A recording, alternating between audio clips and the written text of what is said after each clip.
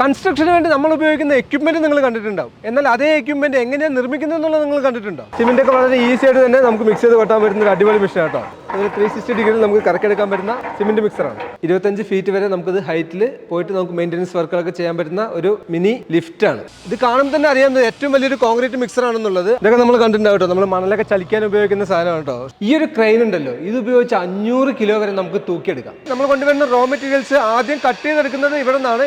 ഇതെല്ലാം hydraulic crane ഉപയോഗിച്ചിട്ടാണ് ഇതിനകത്തേക്ക് ഇറക്കി വെക്കുന്നത്. കാരണം എല്ലാം നല്ല വെയിറ്റ് ഉള്ള മെഷീൻസ് ആണ്. കൺസ്ട്രക്ഷൻ മാത്രമല്ല, അഗ്രികൾച്ചർ മേഖലയിൽ ഉപയോഗിക്കുന്ന ട്രോളി മുതൽ കോൺക്രീറ്റ് മിക്സ് ചെയ്യാനുള്ള മിക്സർ വരെയുള്ള ഒരുപാട് സാധനങ്ങളാണ് നമ്മൾ ഈ ഒരു ഫാക്ടറിയിൽ ഉണ്ടാക്കിയെടുക്കുന്നത്. കമ്പികളൊക്കെ വളയ്ക്കാനുള്ള മെഷീൻസ് ഇവിടെ അവൈലബിൾ ആണ് കേട്ടോ. ഇത്ര ഹൈറ്റിൽ വന്നിട്ട് നമുക്ക് എന്തെങ്കിലുമൊക്കെ മെയിൻ്റെനൻസ് വർക്കൊക്കെ വളരെ ഈസി ആയിട്ട് തന്നെ ചെയ്യാം കേട്ടോ.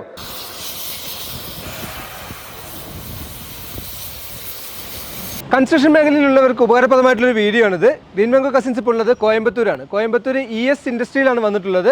ഇവിടെ പ്രധാനമായിട്ട് നടക്കുന്നത് കൺസ്ട്രക്ഷൻ മേഖലകളിൽ നമ്മൾ ഉപയോഗിക്കുന്ന എക്യുപ്മെന്റിന്റെ നിർമ്മാണമാണ്. അതിന്റെ ആദ്യമേ ഇതിന്റെ ഡിസൈനിങ് പ്രോസസ്സാണ് നടക്കുന്നത്. ആവശ്യത്തിനുള്ള എക്യുപ്മെന്റ് നിർമ്മിച്ചെടുക്കാനുള്ള റോ മെറ്റീരിയൽസ് എല്ലാം നമ്മൾ CNC മെഷീൻ ഉപയോഗിച്ച് ഇവിടെ തന്നെയാണ് കട്ട് ചെയ്തെടുക്കുന്നത്. അതിന്റെ റോ മെറ്റീരിയൽ ആദ്യം കൊണ്ടുവന്നതിന് ശേഷം കൃത്യമായി അളന്ന് കട്ട് ചെയ്തെടുക്കും. നമ്മൾ കൺസ്ട്രക്ഷൻ മേഖലയിൽ കോൺക്രീറ്റ് ഒക്കെ മിക്സ് ചെയ്യുന്ന മിക്സറാണ് ഇത്. ഹൈഡ്രോളിക് സ്റ്റെയറിംഗ് ഉള്ള മിക്സറാണ്. അപ്പോൾ അതിന് വേണ്ടിയിട്ടുള്ള ഡ്രമ്മാണ് ഇവിടെ ഫിറ്റ് ചെയ്തുകൊണ്ടിരിക്കുന്നത്. അപ്പോൾ ഇത്ര വലിയ വലിയ മെഷീൻസ് ആണ് നമ്മൾ ഈ ഒരു ബിൽഡിങ്ങിനകത്ത് അല്ലെങ്കിൽ ഈ ഒരു ഫാക്ടറിക്കകത്ത് നിർമ്മിച്ചെടുത്തുകൊണ്ടിരിക്കുന്നത്.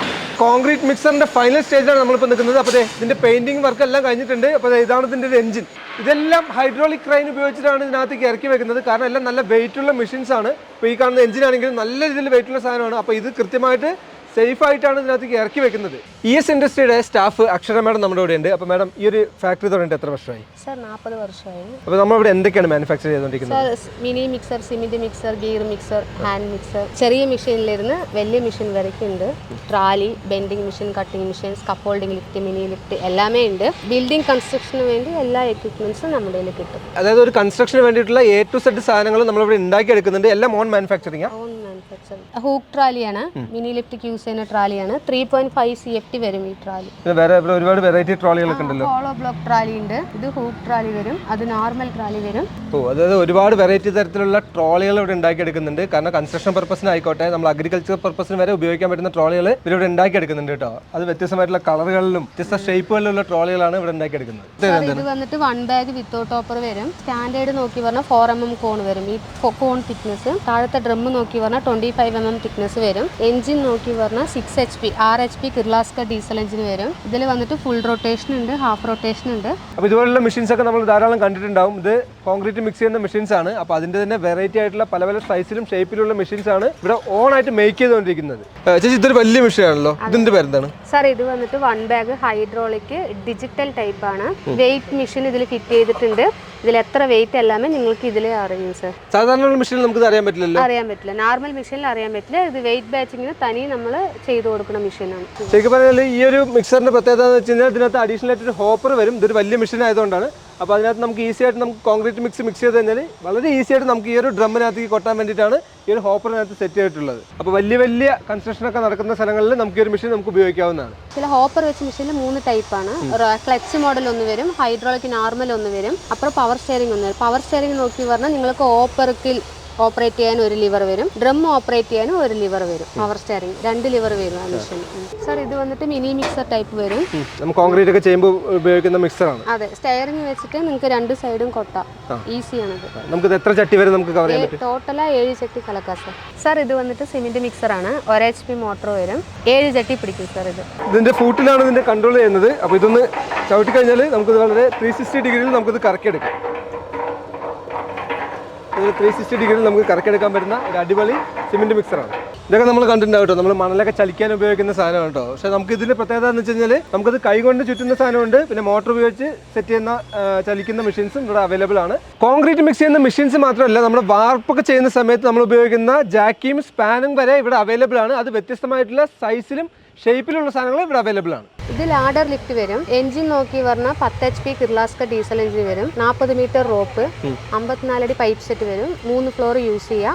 വലിയ വലിയ നിലകളിലൊക്കെ കെട്ടുന്ന സമയത്ത് നമുക്ക് കോൺക്രീറ്റ് മുകളിലേക്ക് എത്തിക്കാനായിട്ട് ഒരു ലാഡർ സിസ്റ്റം ഉണ്ടാവും. അപ്പോൾ അതിന് വേണ്ടിയിട്ടുള്ള മെഷീൻസ് ആണ് ഇത്. സാർ ഇത് വന്നിട്ട് സ്കഫോൾഡിംഗ് ലിഫ്റ്റ് ആണ്. 250 kg വരും. 4 മീറ്റർ, 5 മീറ്റർ, 6 മീറ്റർ, 8 മീറ്റർ. അത് 8 മീറ്റർ നോക്കി പറഞ്ഞാൽ 25 ഫീറ്റ് പോകും, ഹൈറ്റ് പൊക്കാൻ പറ്റും.